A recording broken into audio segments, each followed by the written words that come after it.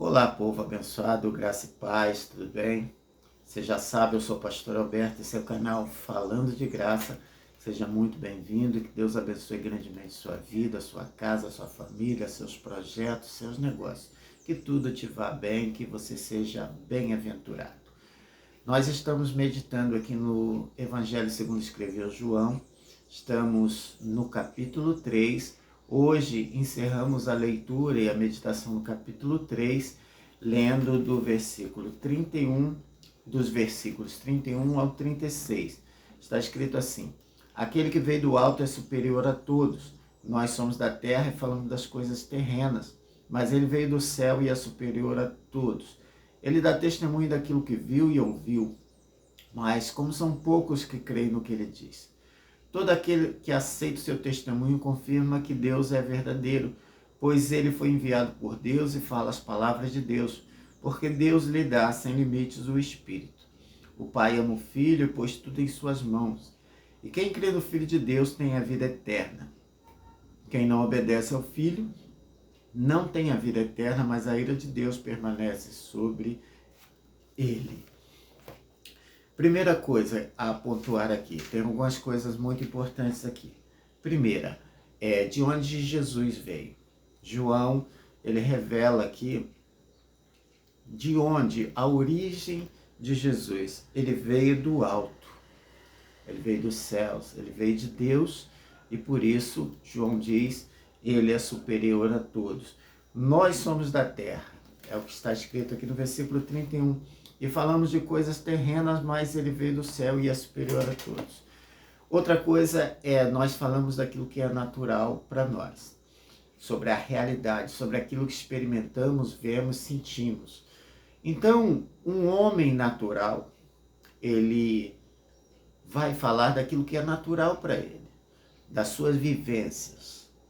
Quando um homem é transformado, quando ele entrega a sua vida a Cristo, quando ele nasce de novo, ele passa a ter agora uma outra natureza, que não é simplesmente essa natureza aqui da terra. Ele passa a ter uma natureza espiritual e aquele que habita dentro dele, que é o Espírito Santo, passa a revelar para ele coisas espirituais, coisas sobrenaturais, que vão parecer loucura para quem é simplesmente natural. Então, alguém que é espiritual, alguém que já foi transformado por Deus, ele vai falar de coisas que agora são naturais para eles, que para o homem natural não são comuns.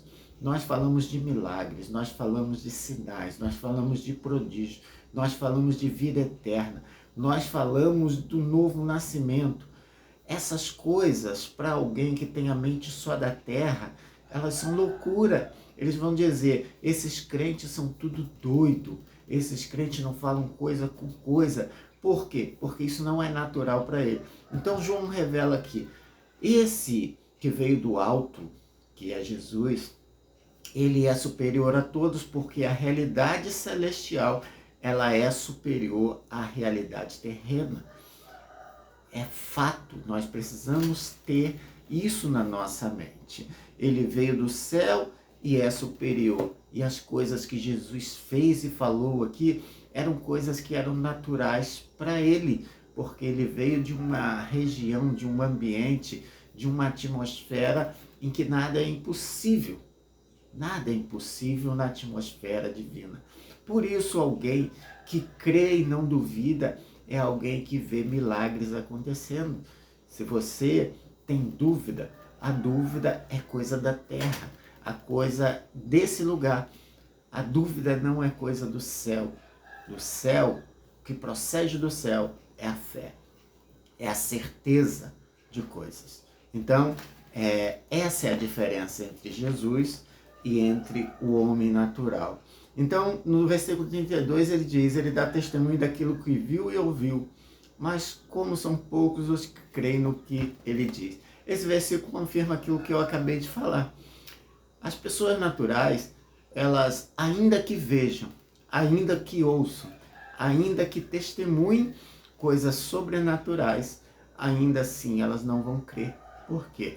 Porque essa não faz parte da realidade deles.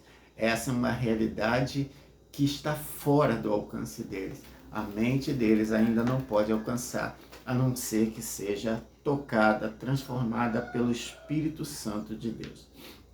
Versículo 33. Todo aquele que aceita seu testemunho confirma que Deus é verdadeiro. Quem aceita esse testemunho, quem crê no testemunho, naquilo que ele faz, Jesus faz, ele também vai acreditar que Deus é verdadeiro. Por quê? Porque, como disse Nicodemos, ninguém pode fazer os sinais que tu fazes se não for da parte de Deus. Então, quando alguém olha para Jesus como se ele fosse alguém procedente de Deus, ainda que ele não saiba que Jesus é Deus, ele vai entender que existe um Deus, ele é verdadeiro, que esse Deus não é simplesmente uma ideia, um conceito mental. Não, é uma realidade. Deus existe, é uma pessoa, porque tem uma personalidade, é um ser criador, é um ser inteligente, é um ser que tem vontades e que governa todas as coisas. Versículo 34. Pois ele foi enviado por Deus e fala as palavras de Deus, porque Deus dá sem limites o Espírito.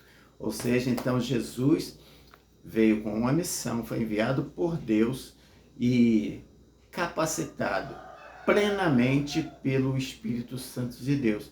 Enquanto ele estava na carne, ele tinha na sua plenitude o Espírito de Deus. Esse é um conceito que muitas das vezes a nossa mente natural também não vai compreender, que é a questão de Jesus encarnado, sendo Deus, mas sendo homem, também cheio dele próprio, porque o Espírito Santo é Deus e Jesus estava cheio de Deus. Então Deus, o Criador, deu a Jesus, homem, plenitude do Espírito para realizar, cumprir a missão, o propósito para o qual ele foi enviado à Terra, de ser o Salvador do mundo. E no versículo 35 diz, o Pai ama o Filho, pôs tudo em suas mãos. Ou seja, Deus entregou a Jesus todo o poder, toda a autoridade, para que aqui na Terra ele fizesse a representação perfeita e plena do Deus Criador. Versículo 36. Quem crê no Filho de Deus tem a vida eterna.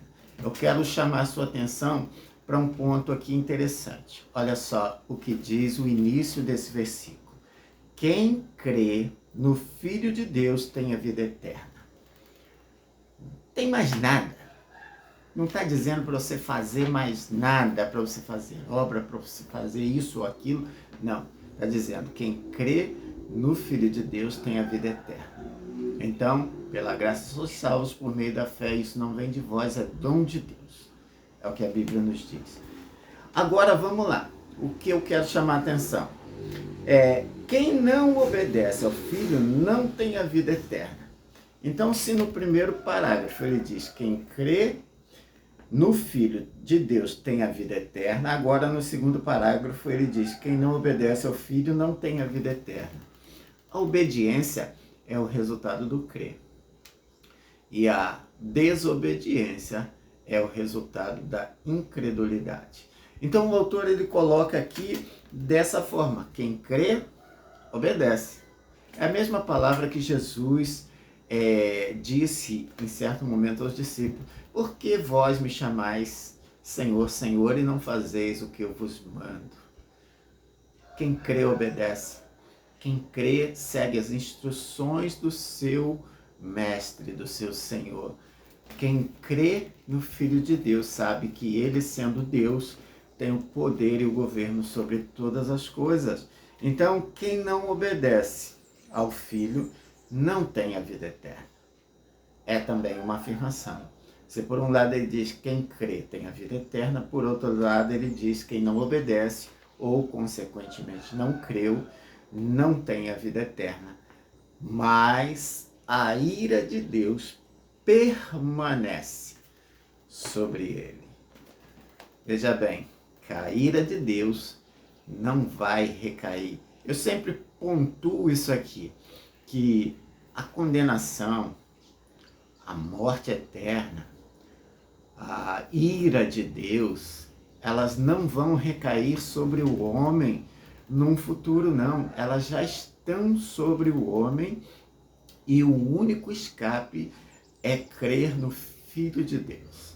Porque assim como o pecado entrou no mundo por um homem também a graça é oferecida, ofertada a todos os homens por um homem também. Se o primeiro Adão condenou toda a humanidade, o segundo Adão, Jesus, tem o poder de salvar todos aqueles que antes estavam condenados em Adão. É como se você saísse de uma representação para outra. Antes de Cristo, o nosso representante era Adão, era o homem condenado. Agora, quando cremos no Filho de Deus, deixamos de ser representados por Adão, o homem que falhou, que pecou, e somos representados pelo homem que cumpriu fielmente toda ordenança, nos outorgando assim o direito de sermos descondenados.